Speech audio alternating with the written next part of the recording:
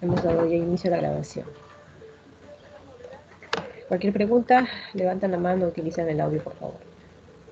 Muy bien, entonces, el día de hoy vamos a hablar sobre enfermedad cerebrovascular y para eso tenemos que hablar específicamente de la clasificación de la enfermedad cerebrovascular.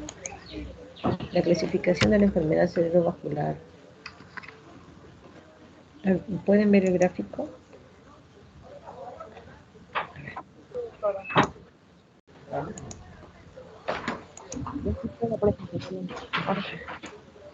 La clasificación de la enfermedad cerebrovascular distingue la enfermedad cerebrovascular en dos grandes grupos, la isquemia y la hemorragia. La enfermedad cerebrovascular isquémica se clasifica a su vez en isquemia global y isquemia focal.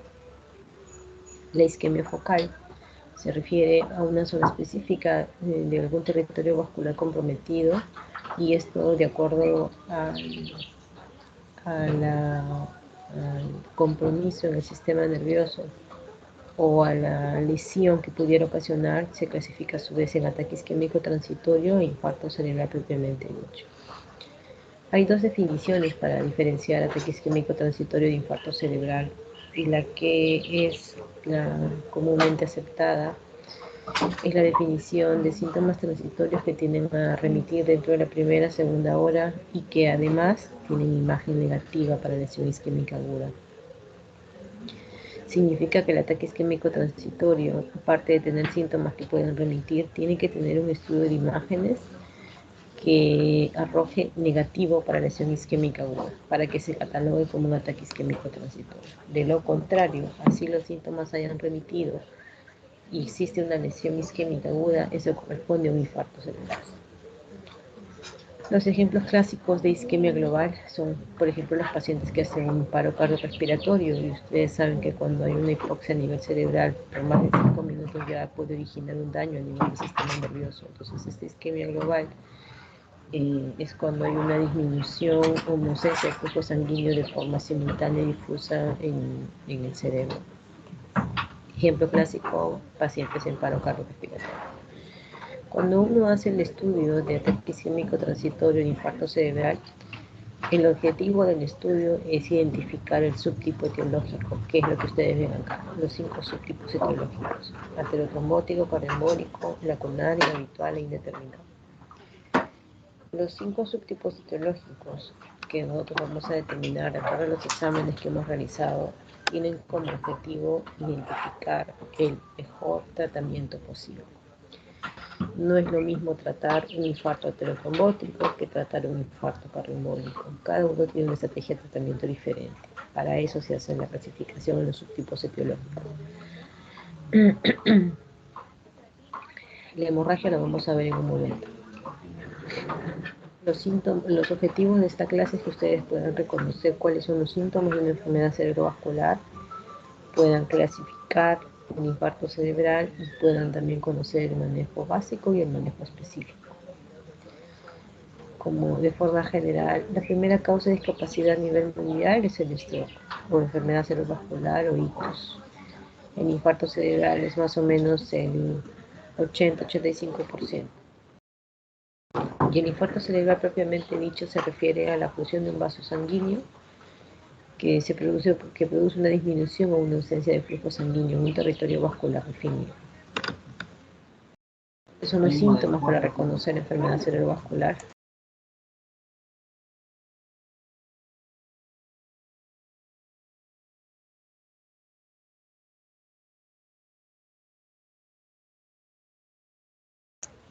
Disculpen, los síntomas para reconocer una enfermedad cerebrovascular. En este aspecto nosotros utilizamos mucho escalas prehospitalarias, pero de forma general ustedes deben saber que los cuadros vasculares tienen una forma de inicio súbito o una forma de inicio brusco y generalmente un curso estacionario. Hay situaciones, excepciones que pueden escapar a la regla, pero de forma general esa es la forma como se comporta una enfermedad cerebrovascular. La escala Cincinnati es una de las escalas prehospitalarias que más nos ayudan a poder sospechar una enfermedad cerebrovascular. Consta de 3 ítems. Primero es la simetría facial, la segunda es la debilidad de una extremidad o de ambas extremidades, generalmente del mismo lado, y la tercera es el paciente que habla pero no se le entiende o que tiene imposibilidad para hablar, para comunicarse. Estos 3 ítems de la escala son altamente sospechosos de enfermedad cerebrovascular, 2 ítems de la escala más del 80% de que sea una enfermedad cerebrovascular y 3 ítems 90%. Otras escalas, como la escala de Los Ángeles, también nos ayudan a valorar si el paciente puede estar teniendo una enfermedad cerebrovascular o no. Son un poco, consta de más preguntas o más ítems a evaluar, y una de ellas es la glucosa, que es muy importante porque cuando un paciente tiene hipoglicemia o cuando tiene hiperglicemia, pueden tener síntomas que pueden simular cuadros de enfermedad cerebrovascular. Entonces, en la hipoglicemia, la hiperglicemia, trastornos metabólicos asociados a glucosa son causas que simulan un stroke o son causas de pseudo-stroke o mini-stroke.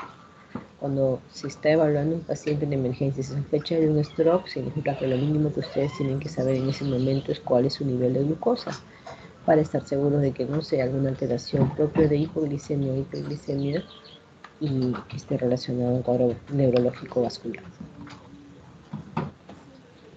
Si tienen alguna pregunta, jóvenes, utilicen el audio porque no puedo ver de acá si están levantando la mano o no. Desde el punto de vista fisiopatológico, es importante que ustedes, cuando hablemos de infarto cerebral, tengan en cuenta la autorregulación cerebral. Para que podamos entender la autorregulación cerebral, vean ustedes, en la línea de las X está la presión de perfusión cerebral, que es lo mismo a la presión arterial media menos la presión intracraneal.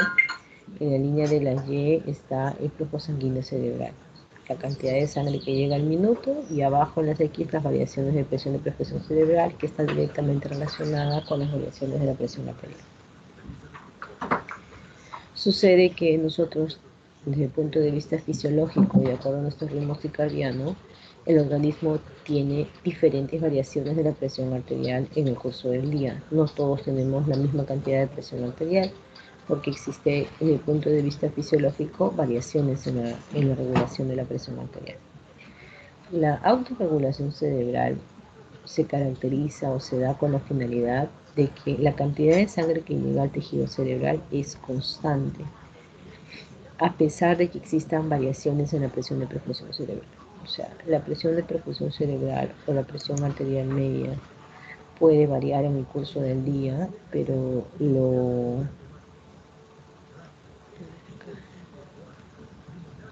lo característico es que a pesar de que la presión de perfusión cerebral varíe o la presión arterial media varíe, la cantidad de sangre que llega al cerebro va a ser constante, porque existen las arteriolas de los vasos capilares que tienen la capacidad de vasodilatarse o de vasocontraerse cuando existan estas variaciones de la presión arterial. Esto es la curva de autorregulación cerebral. Como toda curva de autorregulación tiene puntos críticos o puntos de corte, donde esta curva de autorregulación pierde su capacidad de mantener el flujo sanguíneo cerebral constante. Cuando la presión de perfusión cerebral o la presión arterial media excede 150, se pierde esta capacidad de autorregulación y se produce el primer proceso patológico, que produciría un exceso en la cantidad de sangre que llega al cerebro, va a producir edema o va a producir hemorragia. En el otro lado de la curva, al lado izquierdo, cuando la presión de perfusión cerebral cae o la presión arterial media cae por debajo del punto de corte de 50, se pierde esta capacidad de autorregulación. Las arteriolas ya no son capaces de poder mantener el flujo sanguíneo cerebral constante y se produce el otro proceso patológico que se conoce como isquemia. Entonces, a los dos extremos de la curva, a la derecha de la curva, ustedes van a tener el edema, la hemorragia, y a la izquierda van a tener la isquemia. Cuando se produce un infarto cerebral, hay dos áreas específicas que hay que reconocer. Una es la zona de corio núcleo isquémico, que es la zona roja que vemos acá, y alrededor está la zona de penumbra. Estas son las principales áreas que hay que reconocer. Si hablamos desde el punto de vista fisiológico, patológico, la cantidad de sangre que discurre en condiciones normales en el cerebro es de 50 mililitros por 100 gramos de tejido por minuto. 50, que es un promedio entre 60 y 40, más para sustancia gris, menos para sustancia blanca. Cuando se produce la isquemia o el infarto cerebral, o sea, la disminución o ausencia del tejido cerebral producto de la falta de irrigación del flujo sanguíneo en un área específica, estas dos zonas, que son la zona de coro núcleo isquémico y la zona de penumbra, se van a manifestar. La zona de coro núcleo isquémico es la zona más roja, más oscura que ustedes pueden ver acá, y la cantidad de sangre que llega a la zona de coro núcleo isquémico está por debajo de 12, por debajo de 10 mililitros por 100 gramos de tejido por minuto. Este tejido rojo oscuro que está en la parte más central y que está en la parte donde se origina la isquemia, es un tejido cerebral que ya se perdió, es un tejido que ya inició el proceso de muerte celular y como todos sabemos el proceso de muerte celular es irreversible. Hay una alteración de la cascada inflamatoria y el proceso de muerte celular ya inició. Alrededor de la zona de coro núcleo isquémico está la zona de penumbra, que ustedes lo ven en este color medio azul, medio verde. La zona de penumbra se caracteriza porque tiene un flujo sanguíneo cerebral entre 12 y 20. Ese es más o menos el rango de flujo sanguíneo cerebral en la zona de penumbra. Pero principalmente se caracteriza porque hay una disminución de la síntesis de proteínas, hay una disminución de la utilización de glucosa, pero no se ha iniciado el proceso de muerte celular de cascada inflamatoria irreversible. ¿Eso qué significa? Que a pesar de que existan daños en la función bioquímica de esta zona de penumbra, si se restablece el flujo sanguíneo cerebral en este tejido se puede recuperar y puede llegar a tener las funciones que tenía antes como un tejido cerebral normal, viable. Por eso que cuando uno habla de infarto cerebral, directamente nos referimos específicamente a la zona de penumbra porque el objetivo de todas las terapias de rescate vascular es salvar o recuperar la zona de penumbra. No podemos hacer nada por la zona de coro núcleo isquémico. Eso haga lo que haga uno de acuerdo al procedimiento que uno considere, no lo vamos a recuperar, pero la zona de penumbra sí. En pocas palabras, es lógico suponer o es lógico asumir que si tengo un paciente con infarto cerebral, y lo vamos a ver en el seminario de mañana, de acuerdo al tiempo del paciente, si tengo zona de penumbra que recuperar, el procedimiento va a estar bien justificado. Si no hay zona de penumbra que recuperar, o todo ya es parte del coro núcleo isquémico, por más que el procedimiento sea del mejor nivel de evidencia, no va a tener sentido realizarlo con el paciente porque ya no habrá zona de penumbra que recuperar. Hemos hablado de la autorregulación cerebral, hemos hablado del concepto de penumbra, del concepto de coro núcleo isquémico. Ya hemos mencionado cuáles son los síntomas que son sospechosos de enfermedad cerebrovascular y ahora vamos a hablar de los mecanismos del infarto cerebral. Los mecanismos del infarto cerebral están relacionados, pero no es lo mismo que los subtipos del infarto cerebral. Los subtipos del infarto cerebral son los que vimos en la parte inicial de la presentación, que eran 5 subtipos: aterotrombótico, cardioembólico, lacunar, inhabitual, indeterminado, y corresponden a la clasificación de TOAS. En cambio, los mecanismos nosotros los podemos determinar evaluando las imágenes. Y hay 3 mecanismos del infarto cerebral. Primero es el mecanismo trombótico, luego el embólico y luego el polipoflujo. Si el sistema de circulación cerebral fuera como un sistema de tuberías y yo tuviera una alteración en una zona específica, digamos, una placa de ateroma en una arteria definida, y la disminución del flujo sanguíneo se produce en la misma zona causada por la función de esta placa de ateroma, este mecanismo se conocerá como mecanismo trombótico. Causas del mecanismo trombótico. ¿A qué está asociado el mecanismo trombótico? Placas de ateroma, ¿no? Que se ulceran, se ocluyen y causan una trombosis de esa arteria en esa zona específica. Si, por ejemplo, esto fuera el corazón y en el corazón hubiera un coágulo de sangre, ¿no? Y es parte de este coágulo se desprende y causa un infarto o una oclusión a nivel distal, o sea, parte de este coágulo viaja y causa una oclusión en esta zona, esto se conoce como mecanismo embólico. Y el tercer mecanismo Si el corazón no trabajara en condiciones normales, significa que tiene una disminución del gasto cardíaco, probablemente por una insuficiencia cardíaca, y puede existir alguna condición que disminuya aún más esta función cardíaca, va a causar una disminución del flujo sanguíneo en los vasos distales a nivel cerebral, en zonas específicas, y este mecanismo se llama mecanismo por hipoperfusión o mecanismo por hipoflujo.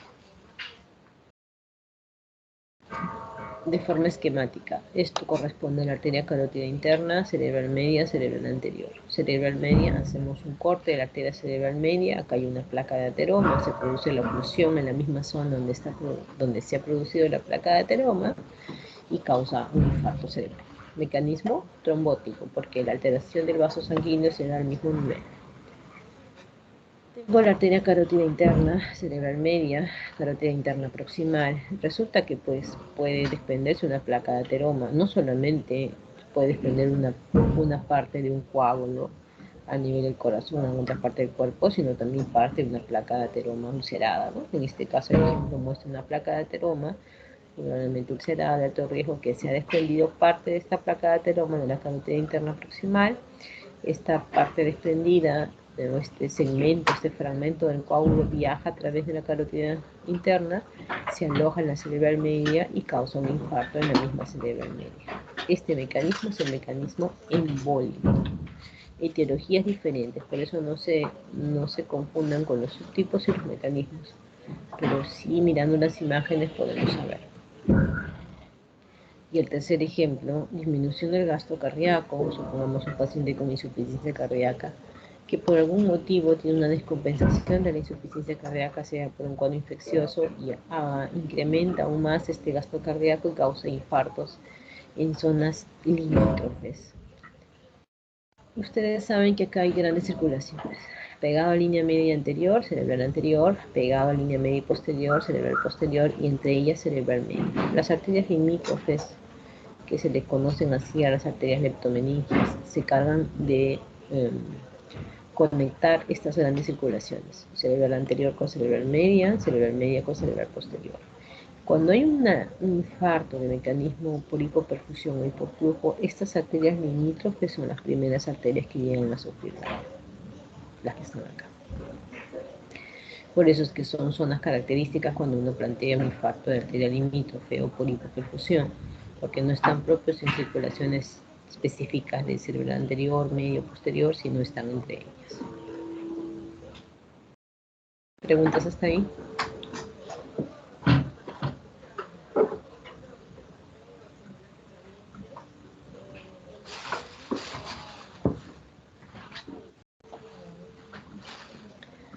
Y bien, avanzamos. Si hay preguntas, avisen por favor. Los factores de riesgo asociados, no solamente a infarto cerebral, sino también asociados a enfermedad cerebrovascular, se clasifican en factores de riesgo modificables y factores de riesgo no modificables. Los no modificables, porque no podemos pues hacer nada para manejar específicamente la edad, ni el sexo, ni nada, son situaciones o condiciones características que vienen con nosotros. Es la edad, por encima de 50 años el riesgo incrementado para enfermedad cerebrovascular, sexo. Antes se decía que los hombres tenían más riesgo de enfermedad cerebrovascular que las mujeres, pero lo que ahora se sabe, lo que se está viendo es que las mujeres tienen casi los mismos factores de riesgo que los hombres y la incidencia o el riesgo de stroke es casi similar en ambos grupos. Factores genéticos también, los pacientes de raza negra por el hecho de tener más riesgo de hipertensión, que es el principal factor de riesgo modificable para stroke, también nos hace susceptibles en general para cualquier tipo de cuadro vascular. Estas características jóvenes no solamente se aplican a stroke, también se pueden aplicar a enfermedad cardiovascular, porque acuérdense que desde el punto de vista fisiopatológico la alteración en la pared del vaso sanguíneo es sistémica y eso puede comprometer más de un órgano diana, no solamente el cerebro, puede comprometer el corazón, puede comprometer los ojos, el riñón u otros órganos. Dentro de los factores de riesgo modificables bien documentados está la hipertensión arterial, dislipidemia, diabetes, tabaquismo y fibrilación auricular. Fibrilación auricular es probablemente una de las enfermedades que más riesgos tiene asociado a stroke, y que menos se diagnostica, porque los cuadros de diagnóstico de fibrilación auricular, sobre todo paroxística, requieren estudios diagnósticos mucho más complejos de lo que se hacen de forma rutinaria. ¿Cómo hacemos el diagnóstico inicial de infarto cerebral? Primero, todo parte del cuadro clínico. Un paciente con sospecha o con cuadro de inicio agudo brusco con signos de focalización es sospechoso de enfermedad cerebrovascular hasta no demostrar lo contrario. Las manifestaciones clínicas pueden orientarles como pueden no orientarles a qué tipo de enfermedad cerebrovascular. Generalmente, si la lesión es extensa, que pudiera ser una hemorragia grande o un infarto extenso, el paciente va a cursar con cuadro de hipertensión endocraniana, cefalea, náusea, vómitos, alteraciones sensoriales. Pero si el cuadro es pequeño, circunscrito, delimitado, no va a tener ninguna de estas características. No hay ningún síntoma o signo clínico que me diga esto es un infarto o esto es una hemorragia desde el punto de vista clínico. Para eso ustedes necesitan las imágenes. Y lo que está a mano de casi todas las emergencias es la tomografía. La tomografía, sobre todo en las fases iniciales del infarto o de enfermedad cerebrovascular, tiene como objetivo descartar o diferenciar si es una hemorragia o si no lo es. ¿Qué significa? Si yo estoy en las primeras horas de la enfermedad, en los primeros minutos de la enfermedad, espero que la tomografía me identifique si el paciente tiene un sangrado, porque la tomografía es muy sensible para diagnosticar hemorragias. Pero si yo tengo un paciente con síntomas de enfermedad cerebrovascular y la tomografía no me muestra sangrado, no significa que mi paciente no tenga nada. Significa que no corresponde a un sangrado y probablemente corresponde a un infarto cerebral, pero como tiene pocos minutos o pocas horas, todavía no es visible la tomografía. Entonces, el objetivo de la tomografía como fase, como evaluación inicial en un paciente con sospecha de enfermedad cerebrovascular es descartar o diagnosticar o diferenciar si no se trata de una hemorragia intracerebral. Si se trata de un sangrado, se hace el manejo para un sangrado. Si el paciente tiene cuadro clínico y la tomografía es normal, no significa que se le manda a su casa, significa que el paciente corresponde a un infarto cerebral hasta no demostrar lo contrario o hasta hacer un estudio que me confirme la sospecha diagnóstica. ¿Ya? Entonces, la tomografía en el contexto de un infarto me ayuda a diferenciar que no sea un paciente que corresponde a una hemorragia intracerebral. Si yo quiero identificar la lesión específica que me dé el diagnóstico fidedigno de infarto cerebral, necesito hacerle un estudio de resonancia magnética con protocolo de difusión, que es el gold estándar para lesiones isquémicas agudas. El infarto cerebral en la fase aguda, el diagnóstico gold estándar entonces es la resonancia magnética con protocolo de difusión. Se le agrega la angioresonancia, pero como ustedes han podido ver en lo que han ido leyendo para el seminario, nosotros necesitamos saber qué tipo de vaso sanguíneo es el que se ha ocluido. Pero el diagnóstico, el gol estándar para lesiones isquémicas es la resonancia con protocolo de difusión. Vamos a mirar estas imágenes y miren ustedes de derecha a izquierda cuál es la correlación. Esta primera columna corresponde a una tomografía simple sin contraste, la segunda corresponde a un FLAIR y la tercera corresponde a una difusión. En esta primera tomografía que estamos viendo acá, aparentemente no veo ninguna lesión isquémica específica, no se ve ninguna hipodensidad. En tomografía los infartos se ven como hipodensidad, o sea, se ven oscuros, se ven grises. En el protocolo de FLAIR tampoco puedo ver una lesión específica, excepto estas hiperseñales que corresponden probablemente a leucoriosis por hipertensión arterial crónica. En el protocolo de difusión sí me llama la atención una imagen de hiperseñal grande, extensa, que corresponde al territorio de la arteria cerebral media del lado derecho. Si ustedes solamente se guían por la tomografía, ustedes dirían que este paciente aparentemente no tiene nada. Pero miren la difusión, por eso es que es el gol estándar para el infarto cerebral, como muestra una lesión isquémica aguda, hiperaguda, en territorio de la arteria cerebral media derecha. La sensibilidad de la tomografía para detectar lesiones isquémicas en las primeras 3 horas va del 50 al 70%. ¿Qué significa? Que en las primeras horas yo le hago la tomografía al paciente y en la mitad de los casos probablemente no encuentre la lesión, así el paciente lo tenga. Entonces, por eso, nuevamente les repito, solamente con una resonancia con difusión, ustedes van a poder decir si el paciente tiene una lesión isquémica aguda o no. Conforme pasa el tiempo, esta es la primera imagen que más o menos está dentro de las 3 horas. Conforme pasa el tiempo, los cambios se van haciendo más visibles. Esta tomografía, si bien es cierto, no muestra una lesión específica, pero acá hay algo que en el lado derecho, en el territorio de semiderecha, que nos llama la atención. Lo veo en el FLAIR y efectivamente veo una hiperseñal en el FLAIR que se correlaciona con mayor nitidez, ¿no?, en la difusión en el ACM del lado derecho. Esto corresponde a una lesión isquémica aguda, pero que tiene más tiempo de evolución. Mientras que esta tiene tiempo menos de 3 horas, esta lesión, que ya se puede visualizar en el FLAIR, tiene un tiempo mínimo de 4 horas y media. Para que las lesiones isquémicas agudas se puedan visualizar en el FLAIR, el tiempo mínimo que debe haber transcurrido son mínimo de 3 a 4 horas y media. Es un rango amplio porque los diversos estudios que se han hecho de resonancia, cada uno tiene protocolos y sensibilidades diferentes, pues por eso es que se toma un tiempo amplio de 3 a 4.5 horas. Y bueno, en la fila inferior, aquí pues no hay mucho ya que genere duda diagnóstica, ¿no? Acá sí se ve una lesión isquémica establecida. Hay una hipodensidad del territorio de ACM que se correlaciona en el FLAIR con mayor extensión que se correlaciona en la difusión. Ojo chicos, que cuando ustedes ven las imágenes positivas en la difusión, esto ya es zona de corio núcleo isquémico, ya el tejido está comprometido.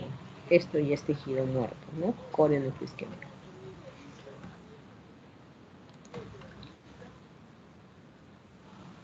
Otros ejemplos de difusión, miren esta tomografía donde aparentemente hay unas pequeñas lesiones hipodensas, pero no estamos en la capacidad de diferenciar cuál es nuevo, cuál es antiguo, porque ese no es el objetivo de la tomografía. Si le hacemos difusión, sí podemos ver que hay zonas de hiperseñal específicas en territorio de ACM derecha, que corresponden a lesiones isquémicas agudas. FLAIR difusión, este es un coeficiente de difusión aparente en mapa CDA. Se ve la imagen en FLAIR, no sabemos si es aguda, pero en la difusión sí se pinta, y aún más aún en el mapa se correlaciona con la hiposeñal o la hipointensidad. Para que haya esta correlación de hiposeñal e hiperintensidad, significa que el tiempo de enfermedad es menor a 7 a 10 días. Esta es una lesión extensa de ACM del lado izquierdo, ¿no? Miren cómo se correlaciona en la difusión, cómo se correlaciona en el mapa, T2 y FLAIR. Infarto extenso de ACM izquierdo. Esta es una imagen en FLAIR, donde el FLAIR es como la prevalencia, muestra casos nuevos y casos antiguos. Y dentro de todas estas imágenes de difusión, la única que corresponde a una lesión isquémica aguda es esta lesión profunda en ACM del lado izquierdo.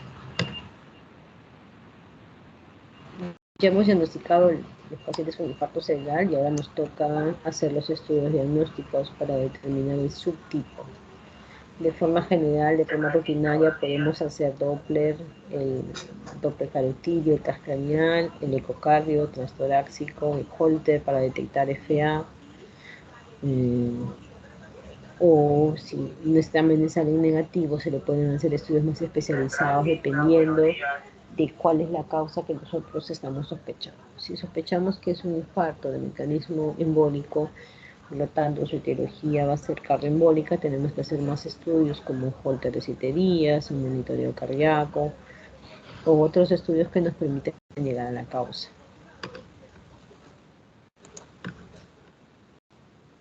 Miren esta imagen, esto corresponde a un infarto agudo en ACM del lado izquierdo que se correlaciona en la angioresonancia como una oclusión, porque hay una alteración de la continuidad del vaso sanguíneo y eso corresponde a una oclusión del segmento M1 de cerebral media del lado izquierdo. Misma imagen, esta alteración de la señal de la continuidad en la ACM izquierda. Otros estudios que se hacen en infarto cerebral, pero para casos muy específicos y seleccionados, es la angiografía cerebral. A diferencia de la hemorragia, que lo tenemos que hacer para ver si la hemorragia corresponde a alguna alteración del vaso sanguíneo o algo espontáneo, o a otro tipo de etiologías, En el infarto la angiografía se determina o se realiza solamente para casos altamente seleccionados. Uno de ellos es la enfermedad de Moya-Moya. Es una arteria vertebral, esta es una arteria basilar y sus ramas las cerebrales posteriores. Si miramos en esta imagen de control, vemos que hay una serie de vasos sanguíneos muy pequeñitos que se han formado acá. Este es característico de la imagen de un tabaco, que es característico de la enfermedad de Moya-Moya, porque como hay estenosis de los vasos grandes, los vasos pequeñitos colaterales empiezan rápidamente a proliferarse para tratar de mantener una circulación cerebral adecuada.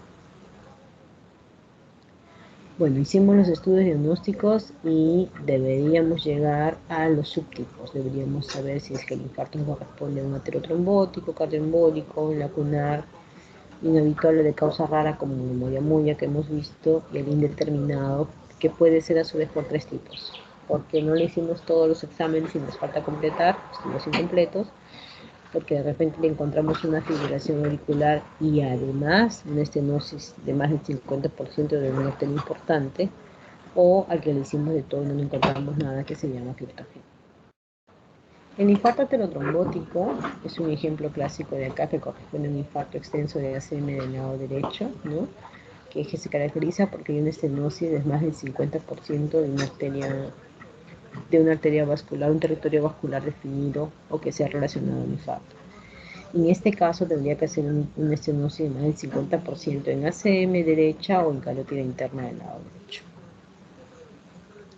¿Pueden haber infartos aterotrombóticos sin estenosis? Sí, pero la estenosis no es mayor de 50, es menor, pero aparte tiene que ser mayor de 50, hipertenso, diabético, dislipidemia, antecedentes de tabaquismo. Los cardioembólicos son infartos que se originan por causas mayores de cardioembolismo como fibrilación auricular, tromboauricular, generalmente son infartos corticales extensos y tienen la característica que pueden tener más de un territorio vascular comprometido. Los lacunares o de vasos pequeños se caracterizan porque son, como su nombre lo dice, vasos chiquitos. Miden menos de 12 en resonancia y menos de 1.5 en tomografía. Y además no tienen ninguna causa asociada de estenosis de más del 50% o de causa de cardioembolismo. Los inhabituales, como los moyamoyas, caracil o trombosis venosas, son causas poco frecuentes. Este es un ejemplo clásico de una trombosis venosa cerebral. Miren cómo llena la sustancia de contraste en el seno transverso del lado derecho, pero en el izquierdo no, ni en el seno sagitario superior tampoco. El signo clásico de delta vacío. Y este es un ejemplo característico de una trombosis venosa cerebral. Los indeterminados, que ya comentamos que eran a su vez tres tipos: el criptogénico por más de una etiología y el estudios incompletos.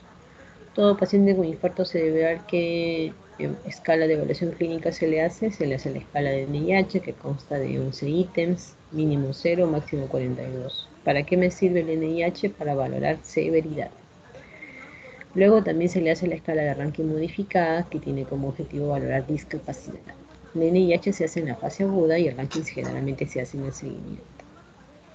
En cuanto al manejo general en los pacientes con infarto cerebral, lo que primero corresponde en el manejo general es el manejo de la vía aérea, mantener una saturación de oxígeno por encima del 94%, manejar la temperatura si esta es mayor de 38, la glicemia tiene que estar entre 140 y 180. Se le hace la evaluación del test de disfagia, que consiste, le dan al paciente un vaso con agua y le piden que tome el agua. Si el agua se le cae por alguna comisura o el paciente se atora, significa que es un test de disfagia positivo, y lo que traduce es que el paciente debe tener una zona nasogástrica para prevenir el riesgo de una neumonía aspirativa. La dieta lo más pronto posible, generalmente dentro de los 7 días. Si el paciente no tiene ningún problema para la deglución, se inicia en el momento, del infarto, no tiene por qué retrasarse la dieta. Y bueno, para los pacientes que están inmovilizados, hidratación más aspirina, que es de por sí lo que reciben todos los pacientes con infarto cerebral, ¿no? No se le pone sonda Foley a todos por el riesgo de que puede tener una infección urinaria. El manejo de la presión arterial es muy importante en la fase aguda del infarto. Acuérdense que nosotros, cuando tenemos un paciente con infarto cerebral, hay una zona muy específica que es la zona de penumbra, que es el límite, es el que te delimita entre un tejido coreo-isquémico y un tejido normal. El organismo de forma compensatoria cuando se produce un infarto cerebral trata de elevar la presión arterial para tratar de recanalizar el vaso que se ha ocluido y que la sangre pueda volver a llegar a su normalidad en la zona donde está afectada. Ese es el mecanismo compensatorio. Hay una elevación de la presión arterial, una elevación transitoria. Entonces, por eso es que cuando uno maneja la presión arterial en la fase aguda del infarto, maneja puntos de corte altos. Yo acá no veo manejo de la presión arterial en la fase aguda por encima de 140 y 190. Eso es cuando ya pasó la fase aguda, después de las 24 a 48 horas. En la fase aguda, los puntos de corte, si el paciente no es trombolizado o no es candidato a ningún tipo de terapia de rescate vascular, es 220 con 120. ¿Por qué? Porque es tan alto este punto de corte de manejo de la presión arterial. Es porque se trata de respetar el mecanismo compensatorio de elevación de la presión arterial para tratar de rescatar la zona de penumbra. Si yo bruscamente le bajo la presión arterial a un paciente en la fase aguda que está tratando de compensar su zona de penumbra, voy a bajar la presión de perfusión cerebral y esta zona de penumbra va a quedar con menos circulación de la que tiene y va a llegar a ser una zona de corio núcleo isquémico, o sea, un tejido muerto. Por eso es que, se manejan puntos de corte altos para manejar la presión arterial en el contexto de un infarto cerebral. Es muy diferente cuando hablemos en un momento de la hemorragia. Y en el paciente que sí es candidato a terapia de rescate vascular, se baja un poco el punto de corte de manejo de la presión arterial de 180 a 105 durante la infusión o 185 a 110 previa a la infusión, porque también cuando se aplica el manejo trombolítico hay riesgo de transformación hemorrágica. Entonces se baja un poquito el punto de corte de la presión, pero nunca se maneja 140-90 en la fase aguda y hiperaguda, precisamente por tratar de respetar este mecanismo compensatorio que trata de mantener la zona de penumbra y regresarla al tejido normal.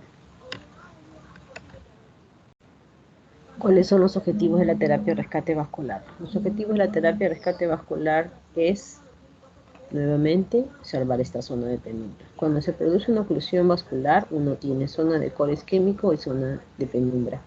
Conforme pasa el tiempo, la zona de core isquémico, si no se hace nada, va a crecer y va a llegar a ser toda la zona de penumbra, por lo tanto la persona o el paciente quedará con mayor discapacidad.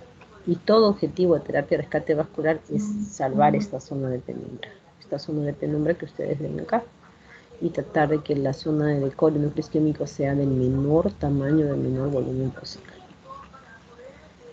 Hay dos tipos de técnicas para terapia de rescate vascular. Uno es la trombólisis endovenosa y el otro es la trombectomía mecánica. El tiempo de ventana para la endovenosa es 4 horas y media y para trombectomía mecánica hay criterios dentro de las 6 horas y hay criterios dentro de las 24 horas, que es lo que vamos a desarrollar mañana con ustedes en el seminario.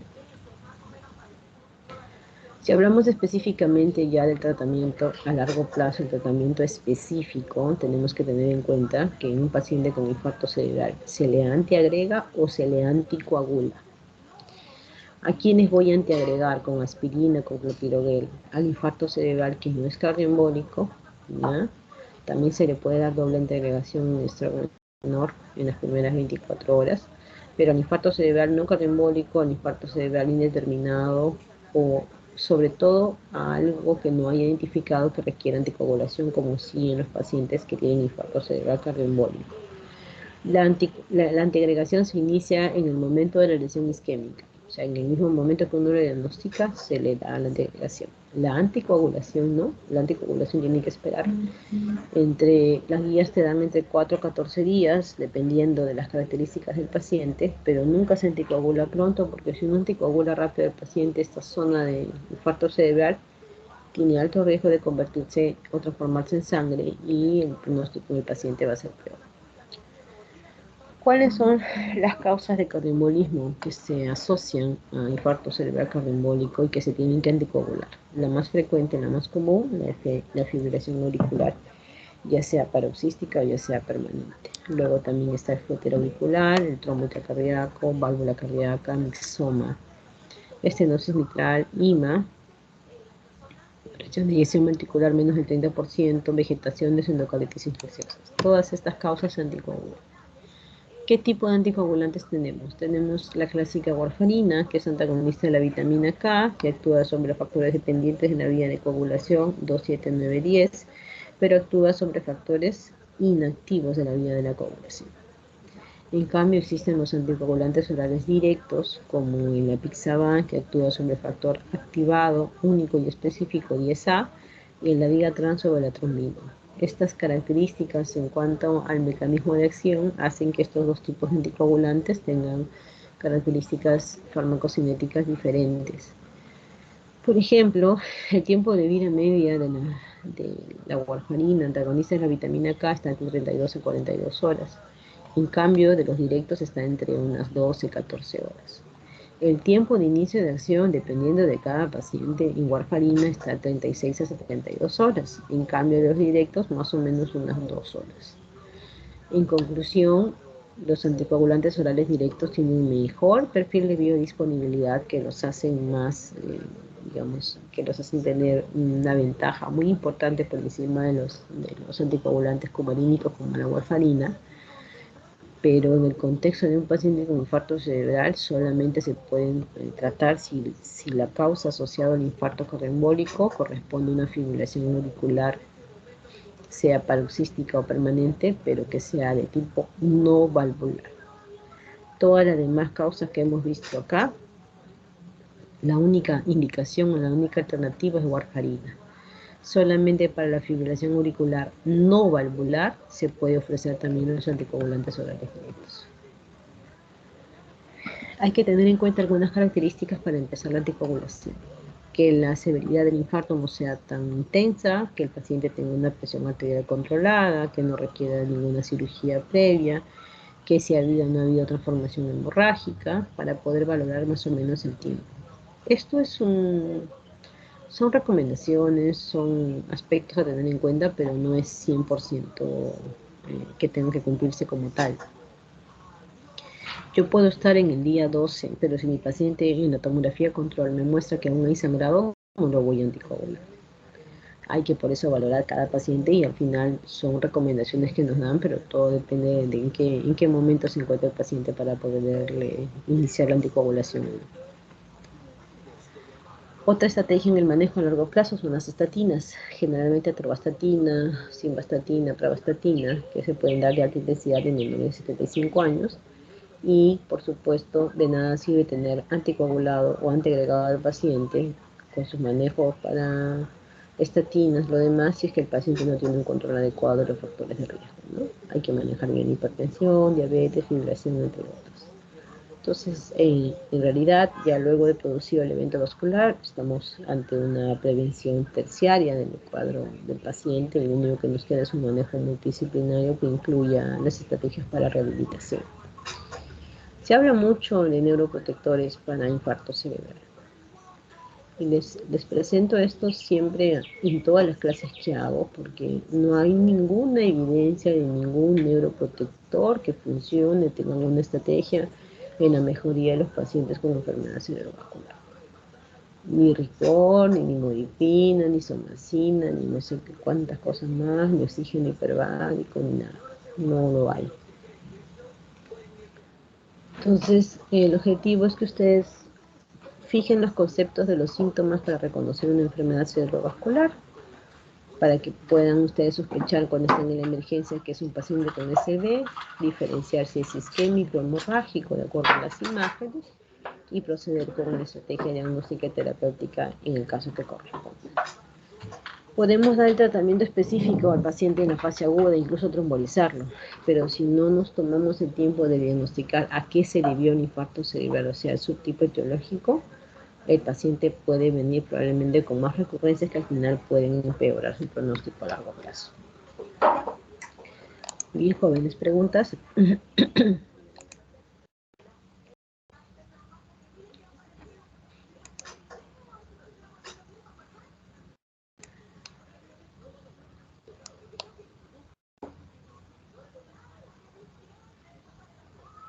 ¿No hay preguntas? ¿Está todo claro?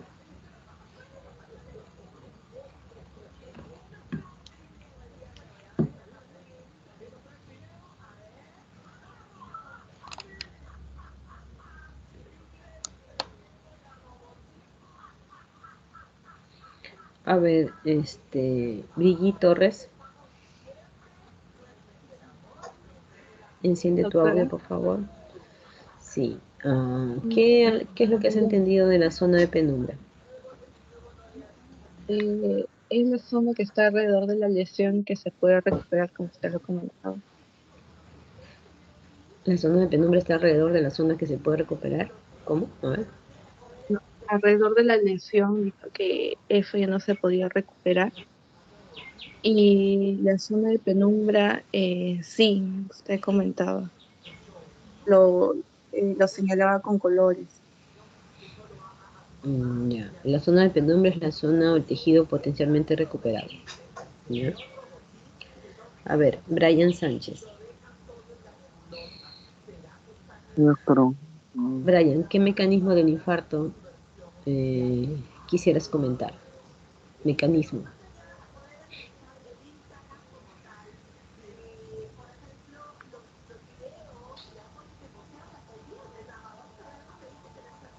Un gótico puede ser. No te escucho, Brian, disculpa. En los mecanismos mencionó que podía ser trombótico, embólico y por la hipoperfusión. Ya. Eh, A ver. Gracias, Brian. Adriana Ticona. ¿Me escucha? Sí. A ver, Adriana. ¿Alguna causa que recuerdes de cardioembolismo, de infarto cardioembólico? Cuando, por ejemplo, el paciente tiene un antecedente de fibrilación y un coágulo viaja desde, bueno, claro, llega hacia alguna arteria en el cerebro y la obstruya y Ya. origina el accidente. Ok, Adriana, gracias. Angie Talledo. ¿Cuál es el diagnóstico gol estándar para las lesiones isquémicas agudas?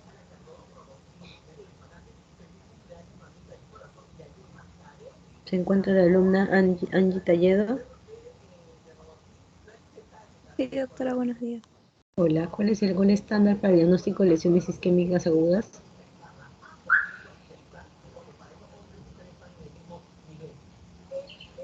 Resonancia magnética por difusión. De difusión. Ok, perfecto. Entonces, la, fijen los conceptos importantes, más o menos de lo que les he mencionado. El examen viene de preguntas tipo caso clínico, jóvenes. ¿Ya? Vamos a 5 minutos, por favor, de un break y empezamos la clase de hemorragia. ¿Ya? Empezamos 9:30, empezamos hemorragia. ¿Está bien?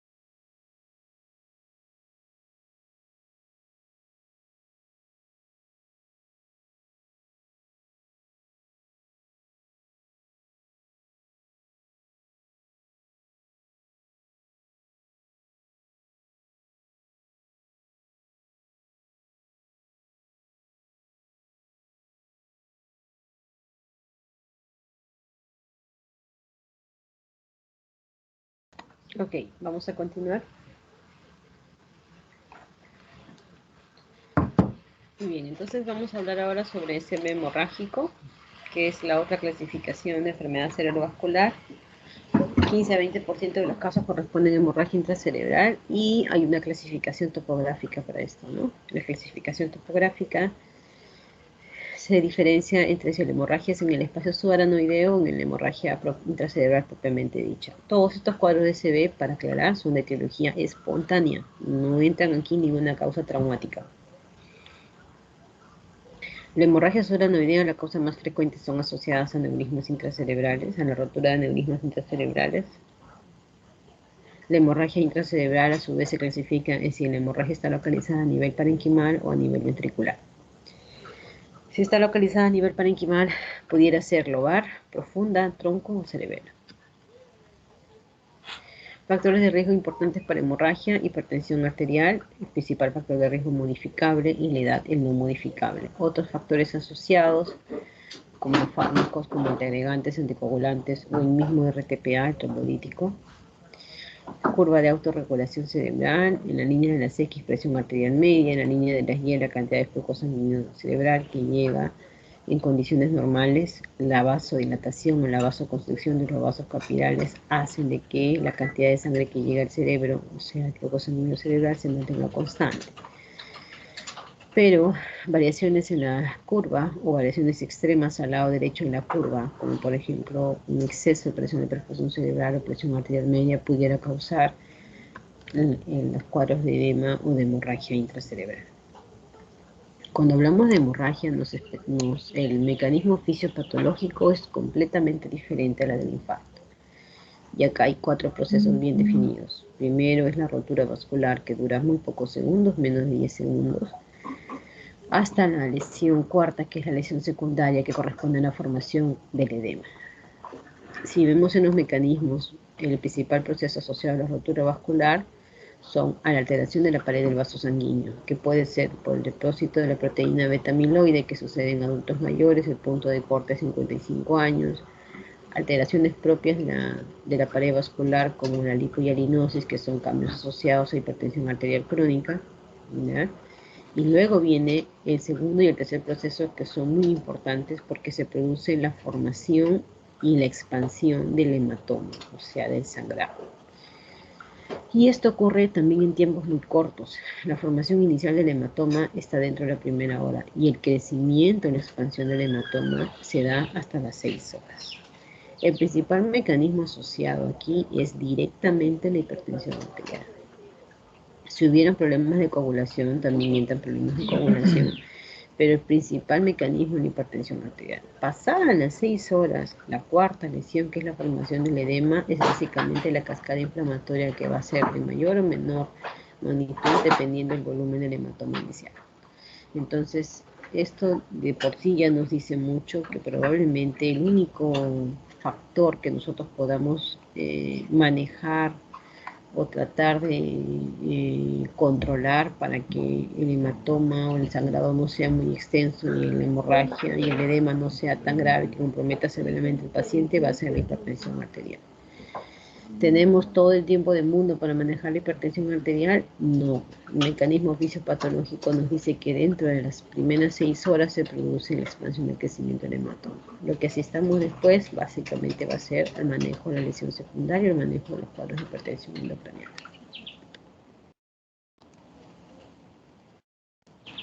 De acuerdo a la etiología, las hemorragias se clasifican en primaria y secundaria. Primaria, las causas son hipertensión arterial y angiopatía amiloide. Secundaria, como su nombre lo dice, secundaria a malformación vascular, tumores, anticoagulantes, drogas o alguna otra etiología que pudiera causar sangrado dentro del cerebro.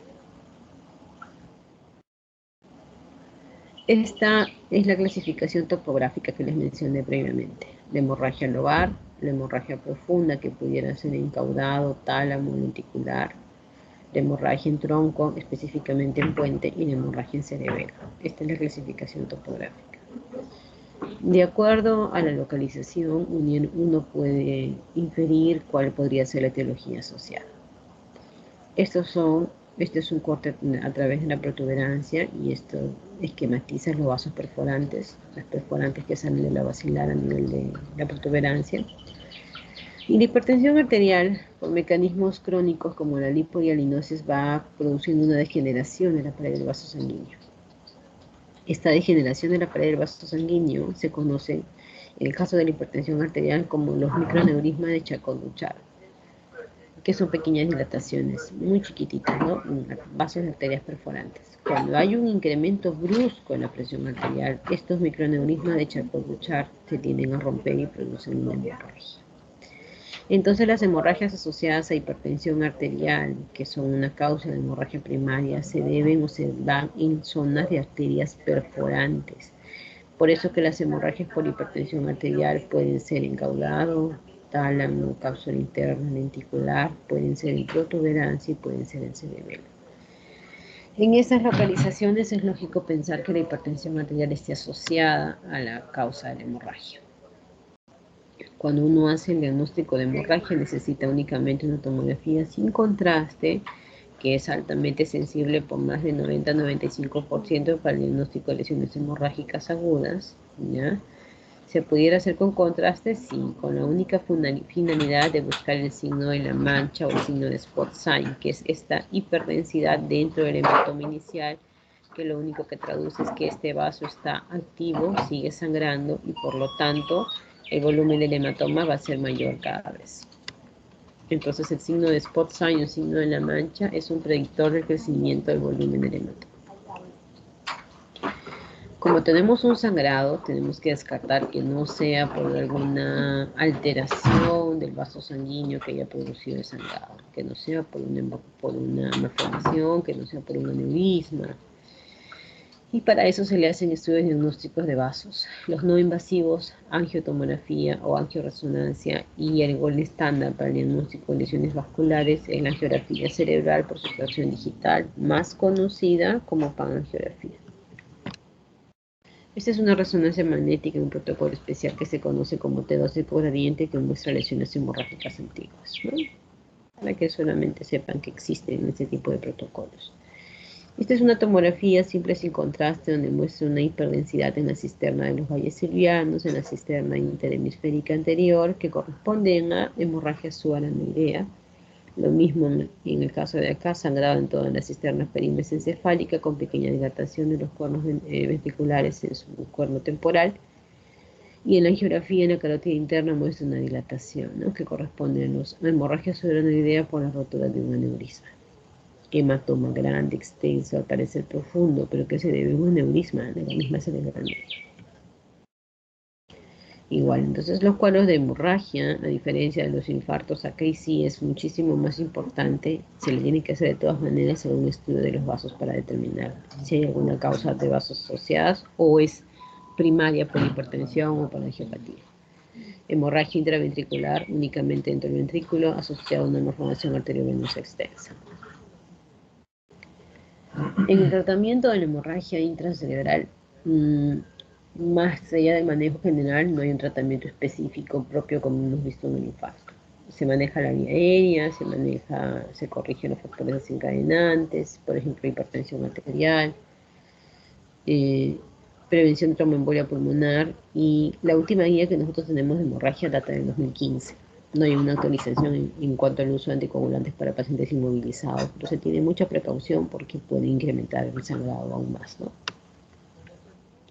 La glucosa entre 140 y 180, temperatura por encima de 38, antiepiléptico solo si el paciente ha convulsionado, no se da antiepilépticos profilácticos. El manejo de la presión arterial, la guía te recomienda que se puede manejar entre 150 a 220. Dense cuenta que el punto de corte es muchísimo menor porque desde el punto de vista fisiopatológico, la hipertensión arterial es el principal factor asociado al crecimiento y a la formación del volumen del hematoma. Mientras que en el infarto, en el paciente que no le iba a trombolizar, manejo por encima de 220, en la hemorragia la guía me dice que puedo manejar la presión entre 150 y 220. Y más aún, pudiera bajar la presión en la fase aguda hasta 140 la sistólica. Entonces, En el infarto no somos agresivos manejando la presión arterial porque tengo que cuidar mi zona de penumbra, tengo que cuidar el mecanismo de compensación, pero en la hemorragia sí, porque es el principal factor asociado al crecimiento y a la formación del volumen del hematoma. Otra parte del manejo, porque seguimos en manejo general, es colocación de sonda, la evacuación cardiológica, y no se dan corticoides ni para infarto ni para hemorragia. Los corticoides están contraindicados en esto. Manejo específico en el contexto de una hemorragia. Bueno, si fuera una malformación, hay que operar la malformación, hay que embolizarla, ¿no? Si fuera una hemorragia propiamente ventricular, como en este caso, se le puede hacer un drenaje ventricular para manejo de la hipertensión endocraniana. Cosas así. Si la hemorragia es en cerebelo, se le tiene que operar porque si no corre riesgo la vida del paciente y el nivel de evidencia es 1A. Hemorragia en cerebelo con compromiso neurológico se le opera. Nivel de evidencia y grado de recomendación 1B. 1B, perdón.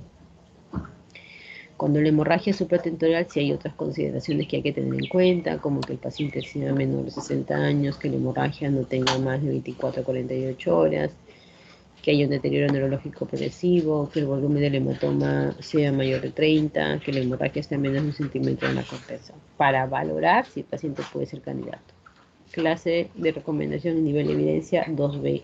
Entonces, hay que tener bastante cuidado cuando la hemorragia es en tronco, cuando la hemorragia es cerebral y causa hidrocefalia, se opera 1B.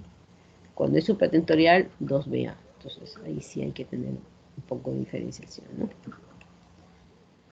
¿Qué es lo que podemos hacer en hemorragia? Y lo único que hasta el momento nos hemos podido dar cuenta que podemos intervenir de alguna forma, el manejo de la presión arterial. Podemos bajar la presión arterial de forma intensiva hasta 140 para tratar de que el volumen del hematoma no sea tan grande y por lo tanto la hipertensión endocrinal no sea muy severa. Pero lejos de eso, no hay nada específico que podamos ofrecer al paciente en el contexto de una hemorragia.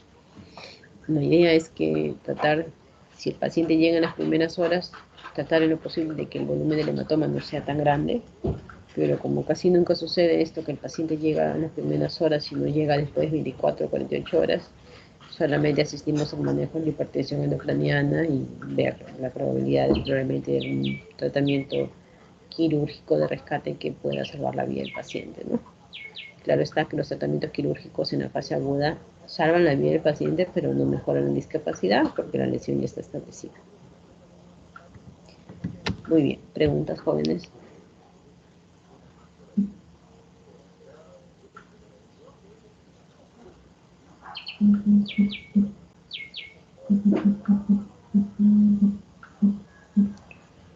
Muy bien, entonces las recomendaciones para el seminario de mañana, por favor hagan una presentación única como en el seminario anterior y cualquier alumno va a salir a exponer. Luego de eso vamos a hacer el examen en base al caso clínico que presentemos. Muy bien, chicos, si no hay más preguntas, daríamos por terminada la sesión.